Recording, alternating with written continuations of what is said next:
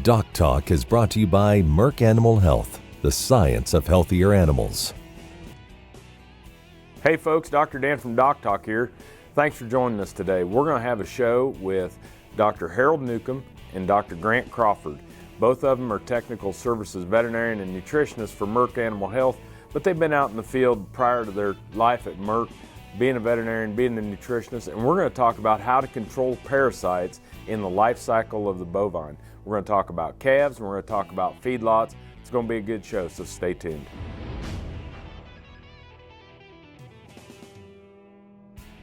Ag Promo Source is a unique group of marketing specialists with one mission: help your ag business grow. Each affiliate has their own area of expertise, and they work together to bring you advice, products, and services. To get started, visit agpromosource.com. Ag Promo Source, together we grow.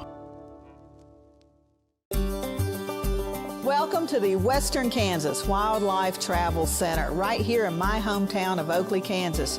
We're the front door of Western Kansas, located on three main highways, I-70, US 83, and US 40. And all those roads lead to history, beautiful scenery, and adventure, no matter which direction you go. We now have an IHOP. That brand that you've trusted up and down the road in all your travels is staffed with local folks, real people, just like you and me, and we're waiting on you to join us. So for fun, adventure, fuel up, fuel your body, and let's have some fun.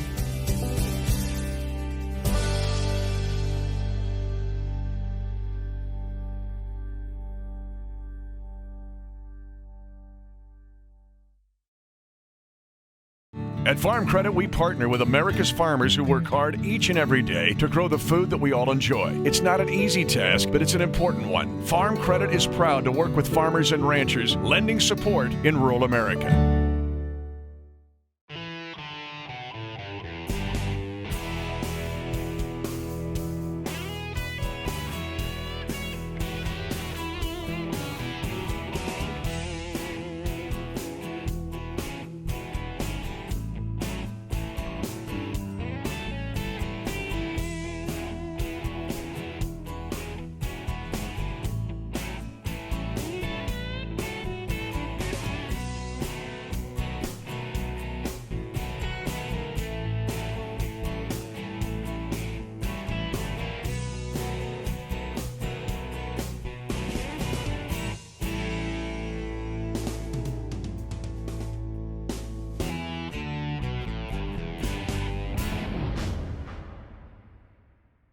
This segment is brought to you by the Beef Quality Assurance Program and the Kansas Beef Council, improving animal care and beef safety for more than 20 years. Hey folks, welcome to Doc Talk. I'm Dr. Dan Thompson here with my friends, Dr. Grant Crawford and Dr. Harold Newcomb. Dr. Newcomb is from Batesville, Mississippi, and Dr. Crawford's from Jasper, Minnesota. Both of them are Grant is a nutritionist by training, and Dr. Newcomb is a veterinarian by training, and so we're going to try to make sure that we keep the riffraff down. I probably should have sat between both of you since I have both degrees, but you can argue with yourself. I do argue with myself constantly. Both of them are friends that I have worked with for many years. They work at MERCK Animal Health, but both of them, before going to MERCK Animal Health, had a wealth of experience in the field of veterinary medicine and nutrition. And so I asked them to come on the show, spend some time with us. They traveled up and down to Kansas and met in the middle, and we're going to talk about parasitology. So welcome.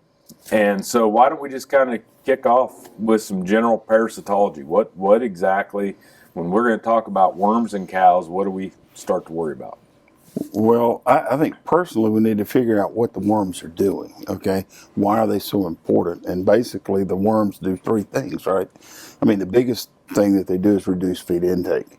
It's kind of strange because when we were kids, we always thought the worms would rob them of nutrition, but actually what happens is the worm prevents the animal from taking the nutrition in. And of course, if you're not taking in the nutrition, then the production falls. Whether that production comes in the form of milk production, reproduction, or weight gain, you're going to see a drop. And then the third thing that the worms do is they can actually alter the ability of that animal to respond to mainly like viral vaccines and viral diseases.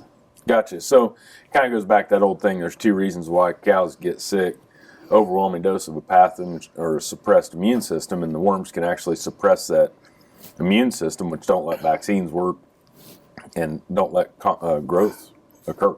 Right, and what Harold was saying about the effects, from a nutritionist perspective, we really look at it as decreased nutrient intake is obviously important, but then beyond that, we have decreased nutrient absorption as well. So it's really two different things going on at the same time. Cattle aren't getting as much nutrients in, and then they're not able to absorb those nutrients as well either because of inflammation in the lower gut. So we can feed the best mineral supplement, vitamin mineral supplement we can find, but if the cattle aren't absorbing it, it's just going out the back end, and it's not doing any good. It's kind of a double whammy. Mm-hmm. If we get to the point where we have clinical signs, it's too late. Yeah, if you start seeing clinical signs by the classical bottle jaw and those type things, I think the ship has sailed. So the damage is done, and sometimes, depending on the parasites that are present, that damage may be irreversible. Like, say, with ostratasia, if you get a big load of inhibited ostratasia that screws up that abomasum, those things don't tend to heal, they scar. Gotcha. And once we have scarring, that's for life. For when we start to talk about the GI tract and different things like that. So whether it's acidosis or parasites or whatever, we have to make sure that we're doing preventative medicine and preventative nutrition to make sure that we're not causing something that's permanent. Right, and it's lifetime deworming is really the key, making sure we stay ahead of the worms from when these animals are calves all the way through their reproductive life. Perfect. Folks, we got a couple of experts here on the show. Glad that they're here. We're glad that you're watching too. We're going to take a break. When we come back, more with Dr. Harold Newcomb and Dr. Grant Crawford.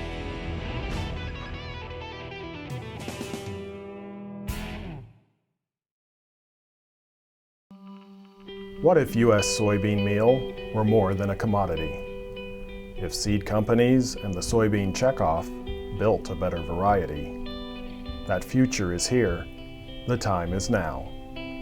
To meet end-user demands, the soybean checkoff is investing in the compositional quality of soybeans, including meal. A message from the Kansas Soybean Commission, the Soybean Checkoff, progress powered by Kansas farmers. KFRM is one of the largest farm radio stations in the nation, dedicated to informing and entertaining rural listeners from northern Oklahoma to southwestern Nebraska. You can catch KFRM in many ways, of course, 550 on the AM dial, streaming at kfrm.com, or on your smartphone by going to the TuneIn Radio app, or on Ag AM in Kansas on Tuesdays and Facebook every day of the week. KFRM, tune us in. You'll be glad you did.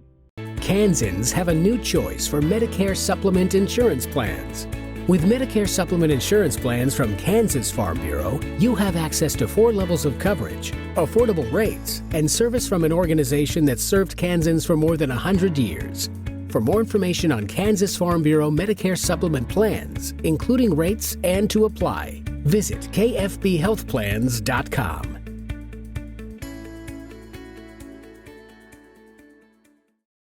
Kansas Corn reminds you that E15 fuel is the right choice for every kind of driver. For the car enthusiast, E15 has higher octane. For the thrifty driver, E15 is priced lower than regular unleaded. For the nature lover, E15 provides cleaner air. For the shopper who buys local, E15 has more ethanol from our Kansas corn farms. Choose E15 for a higher octane, lower price, cleaner American fuel. Message from the Kansas Corn Commission.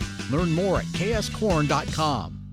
This segment is brought to you by the Beef Quality Assurance Program and the Kansas Beef Council, improving animal care and beef safety for more than 20 years.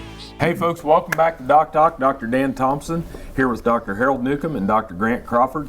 They're technical services veterinarians and nutritionists from MERCK Animal Health, but both of them have practiced nutrition and veterinary medicine, and I've known Dr. Newcomb for years from when my dad and mom moved down to Mississippi, and so it's kind of old home week to get these two here to be on the show, and we're very thankful. This isn't just something about the health. This is also dollars and cents when it comes to deworming. And so talk to me guys a little bit about what you see in the value of a deworming program.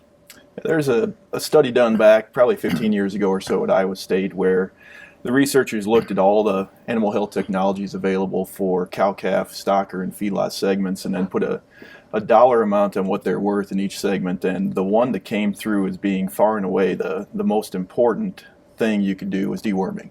In the cow-calf segment, it was worth about $200 per cow-calf pair. Oh my goodness. And that was due to improved breeding in the cow and improved weaning weights in the calf and overall improved animal health. So it's not just important, it's the biggest thing we can do in the cow-calf herd.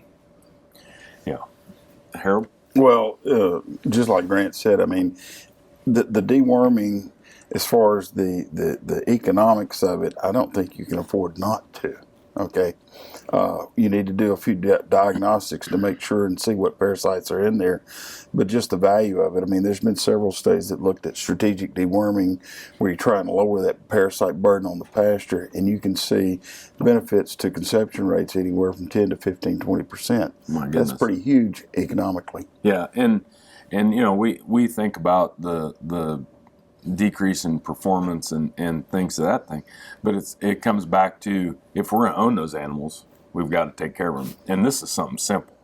This isn't this isn't something that's going to take, you know, a lot of effort. This is something you can do while they're on the pasture. This is something you can do when you catch them in the chute. Many different types of ways of delivering. Yeah, there's several options available, and when cattle are in the chute, it's simple enough to do it then, but if cattle are not in the chute, there's feed grade options available as well. So it's something that unfortunately slips through the cracks, but it certainly doesn't have to, because there's easy enough, convenient options available. You bet. When obviously y'all are from different geographical locations, how do you kind of approach that in a stepwise, you know, as a veterinarian or as a nutritionist? What goes into the Rolodex? Well, if you're talking about when and where and how to deworm, a lot of it depends on each operation. You know, if you're looking at the environment, obviously in the South, we've got parasites generally 365 days a year just because of our environment, right? I mean, parasites like warm, moist, damp environments, and we've got all that down there. But I think what you have to look at is what can you do strategically to control the parasites, okay? So what I tell everybody is to try and fit it into your management operation, but apply a little science with it, okay? Don't just say we're going to work cows because the kids are home from school this weekend and that's when we're going to do it. If we can time those dewormings to where they will actually cause the greatest detriment to the parasite, not only in the cow but on the pasture, then we could make these dewormings a lot more economically beneficial. Perfect. Folks, work with your veterinarian. He or she knows your area, they know your geography, they know your climate, and they're going to be able to help you. But the bottom line is deworm, because it's a huge amount of money if you don't.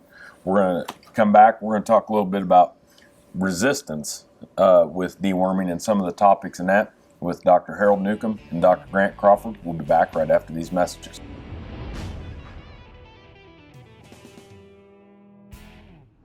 Hey folks, thanks for joining me on today's Cattle First Minute as sponsored by Behringer Ingelheim Vet Medica. You know, when we start to think about breeding season and turning bulls out, the one thing I can't emphasize enough is to get a breeding soundness exam done on your bulls before turnout. And some of the things that can happen during the winter, whether it's frostbite in certain areas of the body or that's things that can happen that will cause a bull to become infertile, are things that you need to make sure. The other thing that's very important on a breeding soundness exam is we have to make sure that we don't have lameness or issues with the feet, because no wheels, no calves. So making sure that we have a sound bull structurally, making sure that we have one that's fertile and one that can produce enough sperm and enough volume with enough motility with no defects in the sperm is vitally important to making sure every year before you turn out to ensure that you get a calf crop, at least from the bull's point of view. I'm Bob SCHWARZ, and I've devoted the last 43 years to helping Kansans reach their retirement goals and to protect the family farm. At Bob Schwartz Financial, we believe everyone should be able to live the retirement they've always dreamed of. Our team of professionals can help you create an efficient strategy using a variety of investment vehicles to help you address your financial needs and your concerns. Bob Schwartz Financial values commitment and transparency. Sure Crop Fertilizers was started by my father, Don Sherman, and my mother, Shirley Sherman. Family business that started in the 80s. We predominantly focus on plant nutrients and what we can do to give growers better responses with the fertilizer dollars that they do, and what we can do to make those things work better for that grower. We're based out of Seneca, Kansas. We work with growers in their soil analysis to figure out what they need, and then we can put those in a blend that gives them the best results, and so that we can deliver that direct to their farm so that they have those nutrients where they need them, when they need them, and so that they can apply them in a manner that's very efficient to them and works well on their planting systems and what they're doing. Sure Crop Fertilizers has been around for a long time. We always say we're big enough to take care of everything you need, but we're small enough to do it quickly. You can get a hold of us at 1-800-635-4743. Our website is surecropfertilizers.com, and you can always email me at Corey@surecropfertilizers.com, and with any questions you have, we'll be glad to answer and work with you. This segment is brought to you by the Beef Quality Assurance Program and the Kansas Beef Council, improving animal care and beef safety for more than 20 years. Hey folks, welcome back to DocTalk. Dr. Dan Thompson here with Dr. Grant Crawford and Dr. Harold Newcomb. Dr. Newcomb is a veterinarian from Batesville, Mississippi, and Dr. Crawford is a nutritionist from Jasper, Minnesota. They both work for MERCK Animal Health and are both pretty dang experienced when it comes to things out in feedlots, cow-calf operations, and stocker operations. Let's talk about some of the things, because we hear a lot about deworming programs and resistance. What are some of the things that roll into resistance, or what are some of the things that you all think about in resistance when it comes to anthelmintics? Well, MERCK Animal Health has maintained a database where we've looked at the different classes of dewormers, probably for about the past 10 years or better. And what we've seen is a reduction in efficacy from the macrocytic lactone or the ivermectin type wormers, okay? So you kind of have to ask yourself, why would that be? And if you stop and think about what's going on with that class of wormers, when it came out, I mean, it was the cat's meow, right? I mean, it did everything. It killed internals, it killed externals, and there was nothing really any resistance. But then what happened? We got porons, right? So they got better because everybody could just pour a little poron in, and they thought they were doing good. And then what made it even better than that is we got generics. So they got cheap. So they control flies. They were supposed to control worms. And so people got to just applying it as a everyday thing, right? When they had the cow up, they put it on. So probably in the early 2000s, we started hearing reports of cattle that were wormed with some sort of macrocytic lactone, whether it be poron or injectable, that weren't working. And when we started investigating this is when we started finding the first tales of resistance. Actually, the first major case of resistance was in Wisconsin on a stocker operation. And what they finally figured out with that was the guy was buying cattle out of the South and overwintering them down there and bringing them up to Wisconsin to graze in the summertime. But in the South, they were deworming them every 30 days with a poron macrocytic lactone. And so by the time they got here, he was starting to see resistance where he wasn't getting the bang out of his dewormer like he was before. Gotcha. Do we see some of those similar things in feedlots, or maybe not as often as what we do on some of the grass operations? Well, in feedlots, it's a one-time event. So the first time those cattle go through the chute, hopefully we're deworming them. But one of the issues we see in feedlots is we just aren't accurately dosing those animals.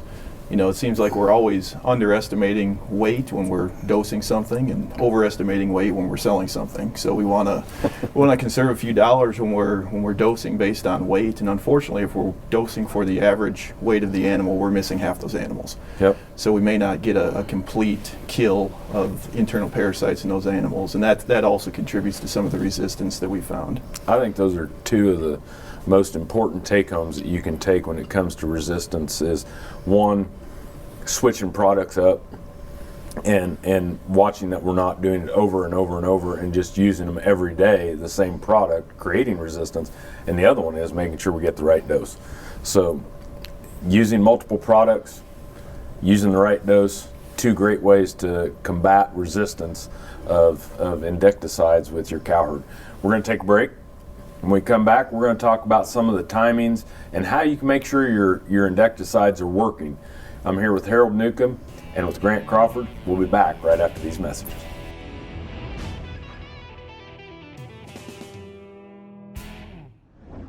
Kansas Farm Bureau has served farm families and rural Kansas for more than 100 years, and we're pleased to offer new healthcare coverage choices for Kansans in 2020 through Kansas Farm Bureau health plans. No matter what stage of life you're in, we'll have options that fit your lifestyle. Plus, our network of providers is one of the largest available throughout the state of Kansas and beyond.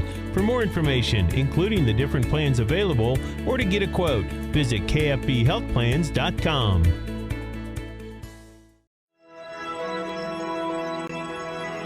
Highways 40, 83, and I-70 come together right here in Oakley. Roads that lead to businesses, to magnificent rock formations, to scenic vistas, to places where legends were made. Roads that lead us home. Discover Oakley, the gateway to Western Kansas. The Kansas Wheat Innovation Center in Manhattan is rediscovering ways to get improved varieties and new genetics in the hands of farmers faster. Grower-led and checkoff-funded research initiatives are bringing about positive change. This grassroots leadership provides a strong voice in Topeka and Washington, D.C. Now is the time to partner with Kansas Wheat in moving wheat forward. Kansas Wheat Commission and Kansas Association of Wheat Growers. Farmers investing in their future and yours. Log on to rediscoverwheat.org. At Farm Credit, we partner with America's farmers who work hard each and every day to grow the food that we all enjoy. It's not an easy task, but it's an important one. Farm Credit is proud to work with farmers and ranchers, lending support in rural America. Valley Vet Supply is devoted to providing information and professional quality products at reasonable prices. Valley Vet Supply. This segment is brought to you by the Beef Quality Assurance Program and the Kansas Beef Council, improving animal care and beef safety for more than 20 years. Hey folks, welcome back to DocTalk. Dr. Dan Thompson here with Dr. Grant Crawford and Dr. Harold Newcomb. They're with MERCK Animal Health, and one's from Batesville, Mississippi, the other's from Jasper, Minnesota, and I'm tickled to death to have them come to Manhattan, Kansas and spend time with us. It's been great to have you on the show. Some of the most relevant information we've had, and so it's been really, really good to talk about what the parasites are, what we can do to increase $200 per cow, and then the two things you can do to make sure you don't have resistance. And as we were offset, we were talking a little bit, and Dr. Newcomb, you were saying, hey. Well, one of the easiest things to do and the best things you can do is use the combination or different classes together. There's basically three classes that are approved for use to deworm animals in the United States. The macrocytic lactones. Okay, now hold on. Macrocytic lactones, that's like your Ivermex, your Dectomax, your injectable ivermectin or avermectins. That's correct. Okay. And then there's the benzimidazoles, which would be the white wormers. Yep, like, paste wormers. Right. And then there's the imidathiazoles, which would be like levamisole. Those are the three basic classes that we have in the U.S. I think that some rapper could use those words, thimerosal, and come out with some new beats. Probably so. Probably. But the two biggies that we use are the macrocytic lactones and the paste. That's correct. Those are when we start talking about combinations and using combinations. But you said something interesting that people said we could delay resistance? Well, there's been a lot of work looking at this with modeling the parasites, especially down in Australia and New Zealand, and they came up with the idea that if you use two or more of these classes together at the same time, you could possibly delay resistance for anywhere from 15 to 20 years. Their research or their modeling has pretty much proved out over time. So it's it does seem to work, and it is basically one of the best ways. It's not the only way, but it's one of the best ways to help deal with and delay resistance, because once you start deworming animals, you're going down the trail of a selection process. So you're selecting for resistance. Gotcha. Now, whether it's feedlots or cow-calf, we use the fecal egg reduction test.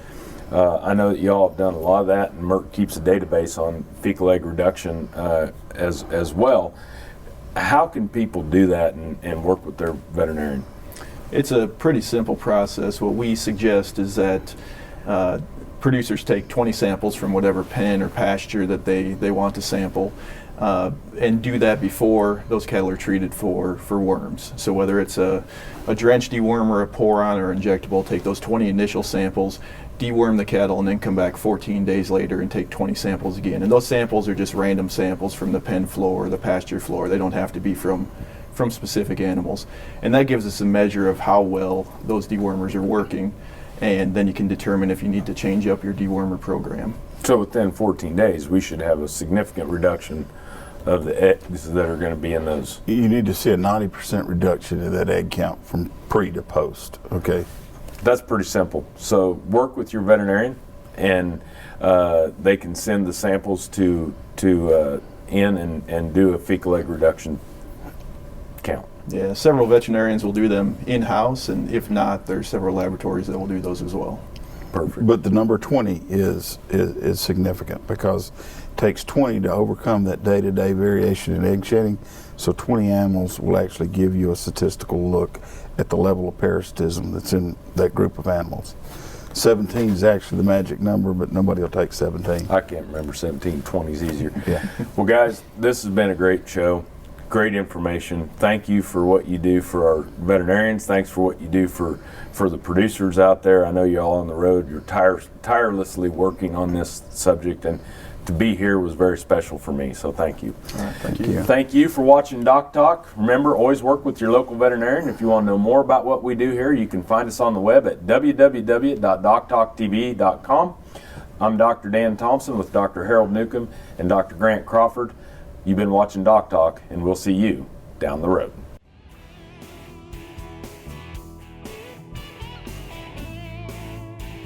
Closed captioning brought to you by VetGun with Amel and new AMA Abamectin Vet Caps, the 1-2 punch against hornfly resistance from AgriLabs. For more information about this program or previous programs, go to DocTalkTV.com. DocTalk was brought to you by MERCK Animal Health, the science of healthier animals. Valley Vet Supply is devoted to providing information and professional quality products at reasonable prices. ValleyVet.com, ValleyVet.com, Valley Vet Supply. Okay, looks like it's time for our tour. Welcome to the Fort Wallace Museum. Here at the museum, you're going to find some really interesting stuff, like our replica stagecoach from the Butterfield Overland Dispatch. We've got facades from the fort buildings. We've got an 1870s flag. There's a plesiosaur that was discovered locally. We've got the Ray pump organ collection. We're a little bitty place with a great big story, and we'd love to have you.